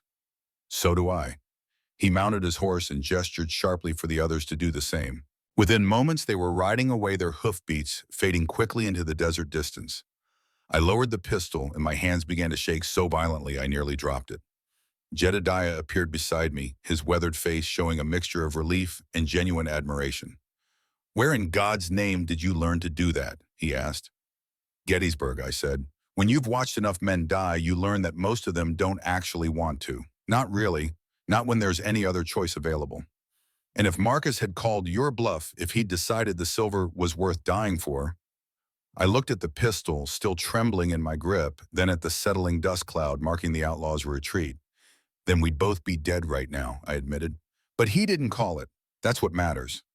"No," Jedediah holstered his own weapons. "No, he didn't." Deputy Hawkins arrived 3 hours later with a dozen armed men, having received word of the confrontation from the riders Clara had sent to the Morrison way station. "Sister Margaret." He dismounted in a cloud of dust, his face tight with concern. "We heard there was trouble. Is everyone all right?" "Everyone's fine. Father Thomas is safe. Marcus and his men have retreated, at least for now. Marcus Riley, Hawkins's expression hardened. I know that name. He's been trying to edge Elijah out for years. With Elijah in custody, I figured he might try something. He looked around at the infirmary, assessing the situation. We need to get Father Thomas somewhere safer. And you too, sister. It's not secure out here anymore. I agree. I had already come to the same conclusion during the tense hours of waiting. But there's something that needs to happen first. Something I promised Elijah. What's that? He needs to see Father Thomas.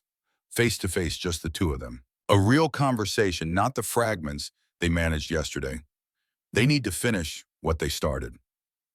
Hawkins stared at me like I had lost my mind. You want me to let a confessed murderer have an unsupervised meeting with the man he kidnapped? I want you to let two broken men have a chance to make peace with each other before one of them faces the hangman's rope. I met his eyes steadily. Deputy, I've seen what happens when old wounds are left to fester. They poison everything they touch. The only way to truly heal them is to open them up, clean them out, and let them finally breathe. Hawkins studied me for a long moment, clearly wrestling with his better judgment. 1 hour, he said finally. In the jail at Silver Creek with guards outside the door. If anything goes wrong, it won't. You'd better be right about this, sister, because if it blows up in our faces, there won't be enough neutral ground in the whole Arizona territory to protect either of us. The jail in Silver Creek was a squat adobe building at the edge of town, sturdier than most frontier lockups, but still primitive by any civilized standard. 2 small cells with iron bars, a single barred window that let in a shaft of dusty afternoon light. Elijah Crane sat on the narrow cot in the first cell, his chest still heavily bandaged from the surgery. He looked up when I entered, and something flickered across his face, relief perhaps, or surprise that I had actually come. Sister Margaret. His voice was rough but steady. I heard about what happened at the infirmary, about Marcus and his boys, about what you and Jed did. Word travels fast in a small territory. Jed stayed. He faced down Marcus for you. He did. He was very brave. Elijah was quiet for a moment, processing this. Then slowly he nodded. That sounds like the Jed I used to know, before I dragged him down into the mud with me. He made his own choices, Elijah. We all do. That's what makes redemption possible. The same freedom that lets us fall is what lets us climb back up. Speaking of which, Elijah's eyes moved past me to the doorway. You brought him, didn't you, Brennan? I did. He's waiting outside. Deputy Hawkins has agreed to give you 1 hour alone together. Why? There was genuine confusion in his voice. After everything I did, everything I put him through, why would he agree to that? Because Father Thomas asked him to, and because I think both of you have things left to say that need to be said before this goes any further. I stepped aside and Father Thomas walked slowly into the jail. The 2 men faced each other across the iron bars, 32 years of history hanging between them like smoke, like the ghost of a boy who had died too young and been mourned too long. I'll be right outside, I said quietly. Take whatever time you need. I left them alone, closing the heavy wooden door behind me. Deputy Hawkins stood on the narrow porch, his hand resting on his pistol out of habit. You really think this is going to accomplish anything? He asked. I think it has to, for both their sakes. We waited in silence as the minutes crawled past. I don't know everything that was said in that jail cell. Some conversations are too private, too sacred for witnesses. They belong only to the people who lived through the pain that made them necessary. But I heard some of it through the thin walls, fragments of words, pieces of confessions that had waited 32 years to be spoken. I need you to understand something. I heard Elijah say it at one point, his voice rough with emotion. I didn't do all this because I enjoyed killing. I didn't become what I became because I wanted to. I did it because I couldn't find any other way to live with what happened to Samuel. Any other way to give his death some kind of meaning. And did it work? Thomas's reply was barely audible. Did all that violence, all that blood, did it give you what you were looking for? A long silence. No, it never did. Every man I made confess his sins, every life I took, none of it brought Samuel back. None of it changed what you did to him. None of it filled up the hole inside me. Elijah's voice cracked. I think I knew that all along. I just couldn't admit it because admitting it meant everything I'd done was for nothing. It wasn't for nothing. Thomas's voice grew stronger, more certain. It led you here to this moment. It led us both here. And maybe this is where we were always supposed to end up, facing each other across these bars, finally ready to speak the truth. What truth is that? That I was wrong, completely terribly wrong, that I failed your brother when he needed someone to tell him he was worthy of love, that I failed you and your mother and Jedediah, that everything you became, all the darkness you fell into started because I couldn't see past my own fear and rigidity to the human beings in front of me. More silence. When Elijah spoke again, his voice was barely a whisper. What was he like, Brennan? That young priest who turned us away. What kind of man was he? He was certain, Thomas said slowly. Certain about everything. Certain that the rules existed for a reason, that doctrine was more important than compassion, that God's law was clear and absolute and left no room for exceptions. He was also terrified. Terrified of what? Of being wrong, of making a mistake that would damn his own soul, of taking responsibility for a decision that wasn't covered in the books he'd studied. Thomas paused. He was a coward, Elijah. That's what it comes down to. I was a coward who hid behind rules because I was too afraid to trust my own heart. And now, what kind of man are you now? I don't know. Old, tired, haunted by all the things I can never undo.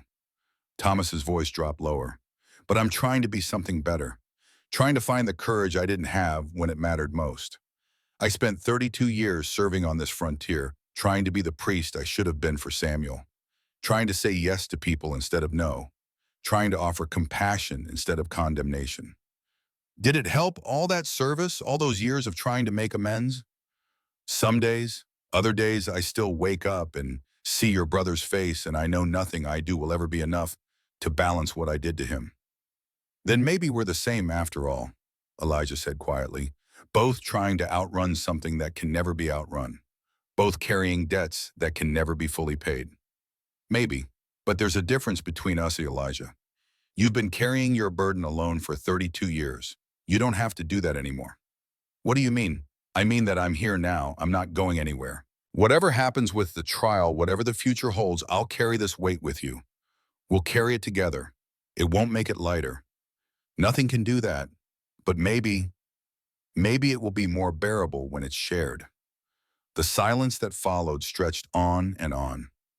When Elijah finally spoke again, his voice had changed, softer now, something closer to the boy he had been before the world broke him.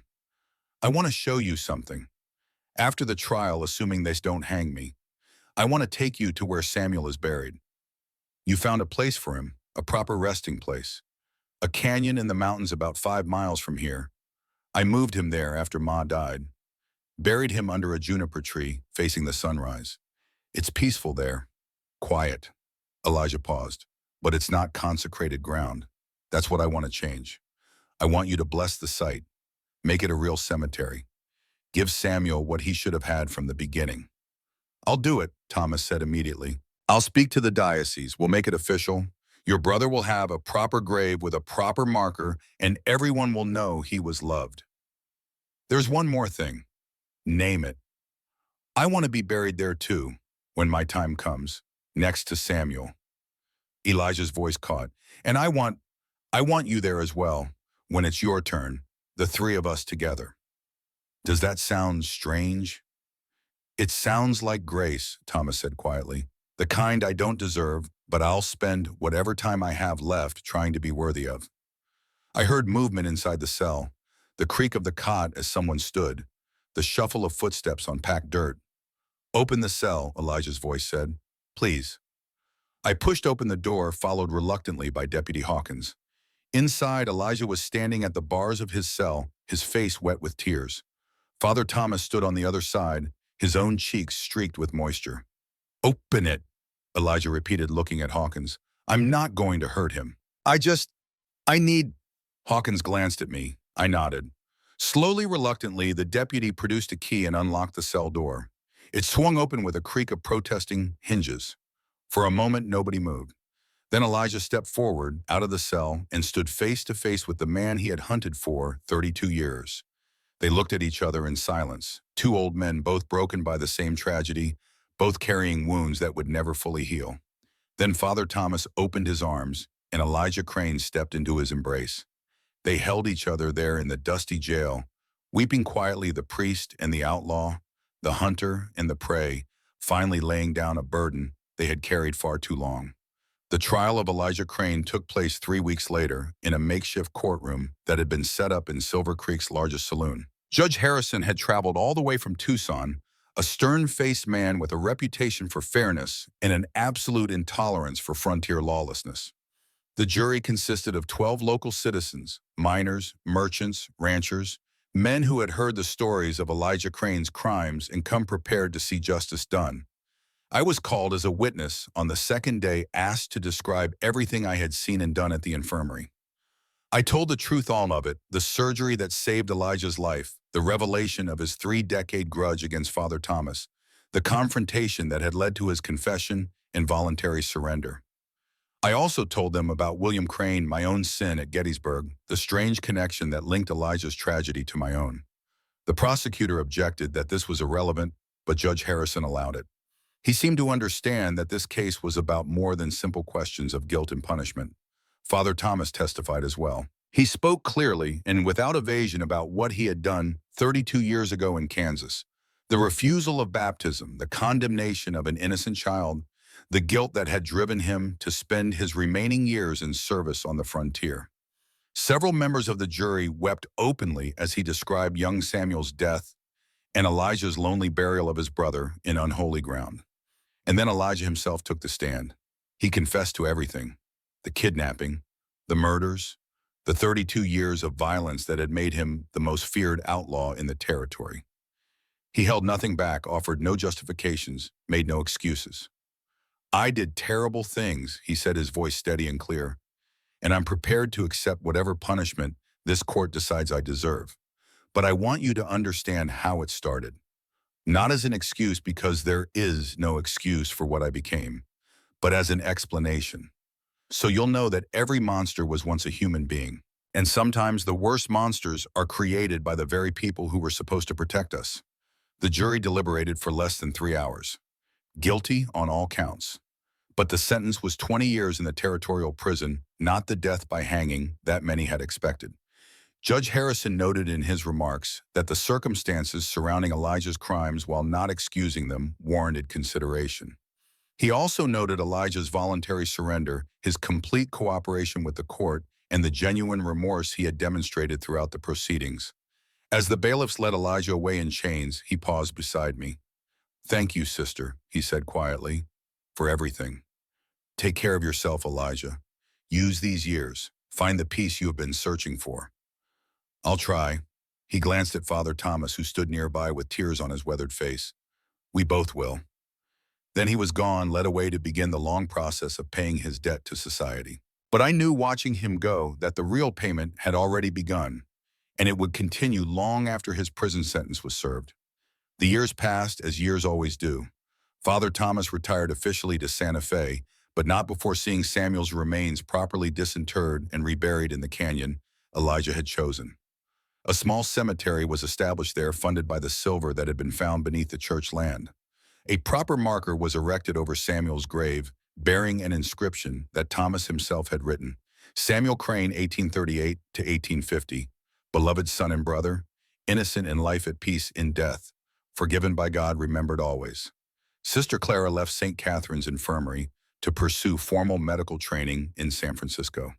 She wrote to me regularly during her years of study, sharing her struggles and triumphs, asking advice about difficult cases. She eventually became one of the first licensed female physicians in the Arizona territory, returning to open a practice in Tucson. The little girl who had once asked me innocent questions about healing and choosing had grown into a formidable woman in her own right. Jedediah Crane was pardoned for his role in the kidnapping. The judge ruled that his actions during Marcus's attack on the infirmary, risking his own life to protect innocent people, demonstrated genuine reformation of character. He settled quietly in Silver Creek, found work as a ranch hand, and eventually married a widow with 2 young children. In time, he even became a deputy himself, serving under Samuel Hawkins when the man was finally elected sheriff. And I remained at St. Catherine's, doing what I had always done, treating the sick and wounded who found their way to my door, never asking what they had done or who they were, never refusing anyone who needed help. But something fundamental had changed in me. The guilt I had carried for 19 years, the ghost of William Crane, the Confederate boy I had let die at Gettysburg, no longer weighed on me quite so heavily. I had not forgotten him. I knew I never would. But I had finally learned to live with the memory without letting it crush me, to accept that I had done something terrible and that doing terrible things did not have to define the rest of my existence. Perhaps that was the true lesson of Elijah Crane's story. Not that forgiveness could erase the past, it couldn't, and nothing ever would. But forgiveness could free us from being imprisoned by what we had done. It could give us permission to become something more than our worst moments. Elijah served 8 years of his 20-year sentence before being granted early release for exemplary behavior. He had used his time in prison well, learning to read properly, studying theology, even teaching other inmates the basics of literacy. The warden's report described him as a model prisoner who had undergone a genuine spiritual transformation. I received a letter from him on the day of his release. It was the only direct communication we had after the trial, but it said everything that needed to be said. Dear Sister Margaret, I'm writing to tell you that I'm finally free, not just from prison, but from the hatred that consumed me for so long. It didn't happen overnight. It took years of reflection and prayer, years of slowly learning to let go of the rage that had become my entire identity. But it did happen. And I wanted you to know that none of it would have been possible without you. You saved my life twice. Once on the operating table when you had every reason to let me die. And once again by giving me the chance to face Father Thomas and find something other than revenge. I'm going back to Samuel's grave now. I'm going to spend whatever years I have left tending the cemetery, making sure his resting place is always beautiful and peaceful. It's the least I can do for the brother I failed so many years ago. Father Thomas visits when he can. His health isn't what it used to be, but his spirit is stronger than ever. We pray together sometimes for Samuel, for all the people I hurt, for the forgiveness we both still struggle to accept. I don't know if I'll ever fully forgive myself for what I became, but I've learned that self-forgiveness isn't really the point. The point is to keep trying, keep doing what good we can, keep becoming a little better than we were the day before. You taught me that, sister. You and your infirmary in the desert where everyone was welcome and no one was turned away. Thank you for everything. Elijah Crane. I read the letter 3 times, then carefully folded it and placed it in the drawer where I kept my most precious possessions. Among them was a faded photograph of the nurses' corps at Gettysburg, young women who had seen too much death and somehow found the strength to keep going. We were all broken, I thought, in our different ways, all carrying wounds that would never fully heal. But we were also all capable of grace, of choosing each day to be something better than our pain. That was the real meaning of the healer's oath. Not that we could fix everything, cure every disease, mend every broken bone and broken heart, but that we would try, that we would keep trying no matter how many times we failed. The trying itself was what mattered. The trying was what made us human. 30 years later, the old man sat on the weathered porch of his house in Silver Creek, watching his grandson load traveling bags onto the wagon that would take him to the train station. Jedediah Crane was 78 years old now, his hair white as fresh snow, his face deeply lined by decades of desert sun. But his eyes were still sharp, still holding the accumulated memories of a long and eventful life. Grandfather. The young man paused in his work, looking back. You said you wanted to tell me something before I left. The old man nodded slowly, gesturing for his grandson to come sit beside him on the porch.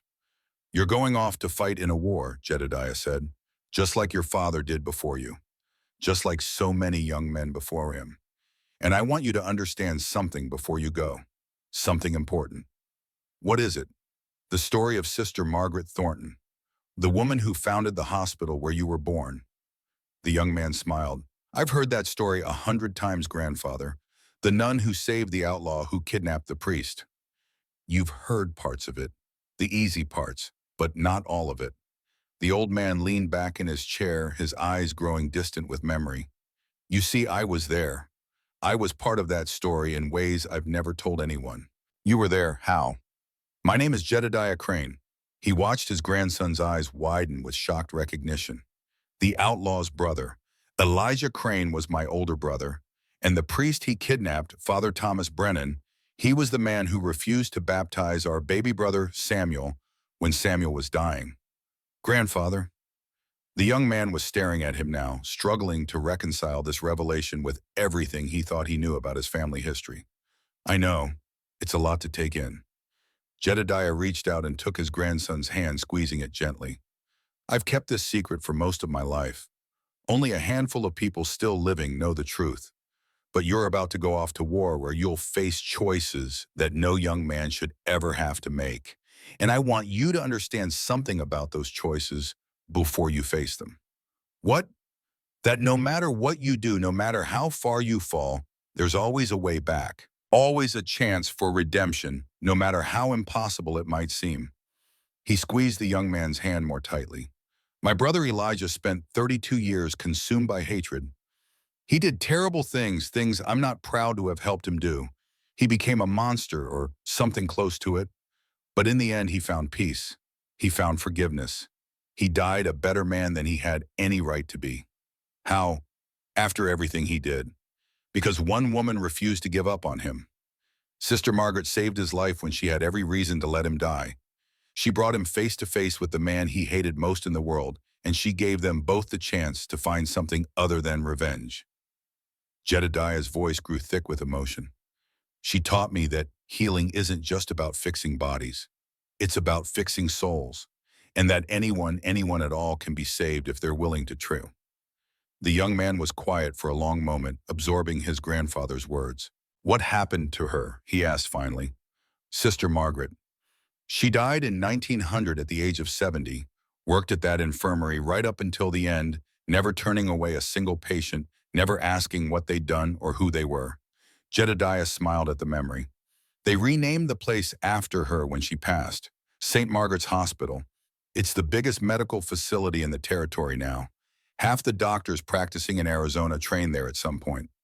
And your brother, Uncle Elijah? He died in 1902 tending Samuel's grave in that Little Canyon cemetery. They found him one morning sitting by the headstone, peaceful as you please, like he'd just decided it was time to go home. The old man's voice caught. They buried him right next to Samuel, where he always wanted to be. Father Thomas is there too. He passed 2 years later, and his last wish was to be laid to rest beside the boys he'd wronged and finally made peace with. All three of them together now, at peace at last. The young man rose from his seat, looking out at the vast Arizona desert that stretched to the horizon in every direction. Why are you telling me all this now, grandfather? Because you're about to go off and face the hardest choices of your life. You're going to see things no one should have to see. Do things that will haunt you forever, no matter how necessary they seemed at the time. Jedediah rose as well, placing a weathered hand on his grandson's shoulder. And I want you to remember, when everything seems darkest, that forgiveness is always possible. That redemption is always within reach. That no matter how far you fall, there's always a way to climb back up. He reached into his pocket and pulled out a folded piece of paper, yellowed with age. Sister Margaret wrote me a letter a few weeks before she died. I've carried it with me every day since. I want you to have it now. The young man took the letter, carefully handling it like the precious artifact it was. Read it, Jedediah said, and remember what it says when the darkness closes in. The young man unfolded the letter gently and read aloud. Dear Jedediah, thank you for your letter and for all the letters you've written over the years.